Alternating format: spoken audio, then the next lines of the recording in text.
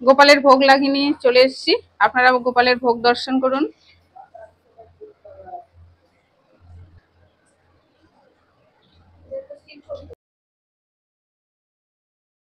হরে কৃষ্ণ, গোপালের রান্নাঘরে সকলকে স্বাগতম। আজ অনেকদিন পর একটা ভিডিও করছি আমি, লুচি পনির আলু সবজি। আপনারা আমার সাথে থাকুন, দেখতে থাকুন। এই যে রেসিপি নিয়ে চলে এসেছি। এখানে আমি 1 চামচ ঘি নিয়েছি, আর একটু ঘি নেব। এটা খাঁটি গাও ঘি। 500 গ্রাম ময়দা আর 2 চামচ ঘি নিয়েছি, অল্প একটু লবণ দিয়েছি। এটা ভালো করে ময়ন দিয়ে নিয়েছি। এবার আমি জল দেব, অল্প অল্প জল দেব আর মেখে নেব।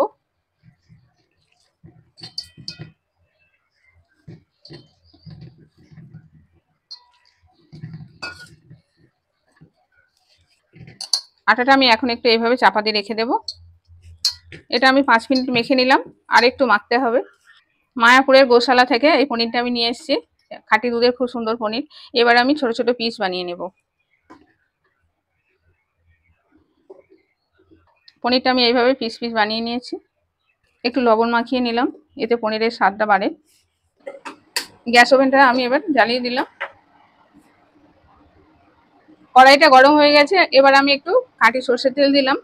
তেলটা একটু বেশি দিতে হবে, কারণ পনিরগুলো ভাজবো, আলু ভাজবো।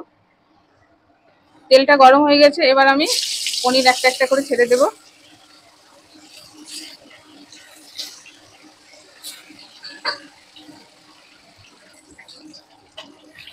একটু উল্টে দিই, আর একটা পিঠ ভাজা হয়ে যাবে। সব পনিরগুলো ভাজা হয়ে গেছে। এবারে আমি সব নামিয়ে নিচ্ছি।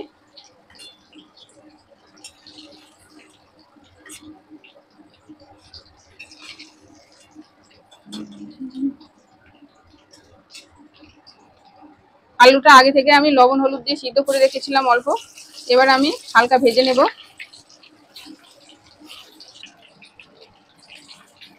আলুগুলো ভাজা হয়ে গেছে, এবার কড়া থেকে নামিয়ে নিচ্ছি। একইভাবে সমস্ত আলুগুলো আমি ভেজে নিচ্ছি। আমি আর একটু মেখে নিয়েছি 5 মিনিট মতো, দিয়ে লাচি করে নিচ্ছি। এই ছোট ছোট পিস বানিয়ে নিয়ে আমি এবার গোল গোল করে নেব। এই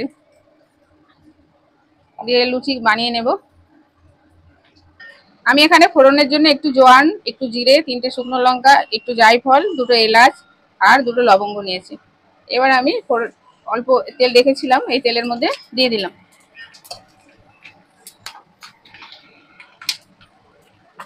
মশলাটা ভাজা হয়ে গেছে। টমেটো আর আদা পেস্ট করেছিলাম, এটা দিয়ে দিলাম। বাদাম পেস্ট করে রেখেছিলাম, এটা আমি টমেটোর মধ্যে দিয়ে দিলাম। এখানে তিল আছে, কাজু আছে, চিনে বাদাম আছে, একটু পোস্ত আছে। 4 রকম একসাথে আমি পেস্ট করে নিয়েছি। মশলাটা আমি ভালো করে কষিয়ে নেব যতক্ষণ না তেল ছাড়ছে। এখানে আমি 1 চামচের কম চিনি দিলাম, আর ফ্যাটানো টক দই দিলাম। আপনারা চিনিটা নাও দিতে পারেন, এটা স্বাদ বাড়ানোর জন্য আমি চিনিটা দিলাম। হলুদ গুঁড়ো দিয়ে দিলাম 1/2 চামচ।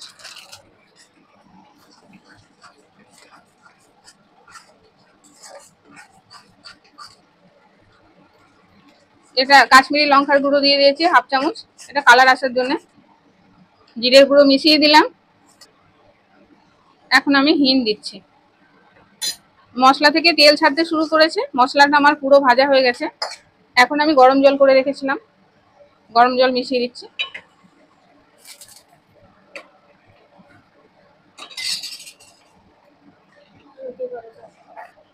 এবার স্বাদ অনুযায়ী আমি লবণ মিশিয়ে দিলাম।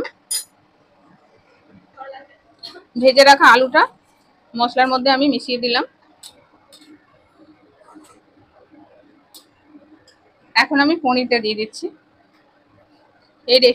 এই রেসিপিটা খুব সুন্দর হয়, আপনারা অবশ্যই বাড়িতে বানাবেন।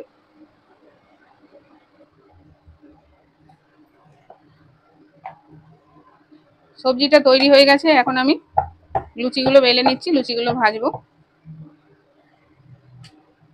সমস্ত লুচিগুলো একইভাবে বেলে নেব।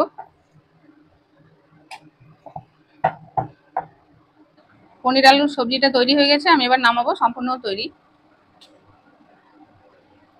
কড়াই গরম হয়ে গেছে, এখন আমি বাদাম তেল দিচ্ছি।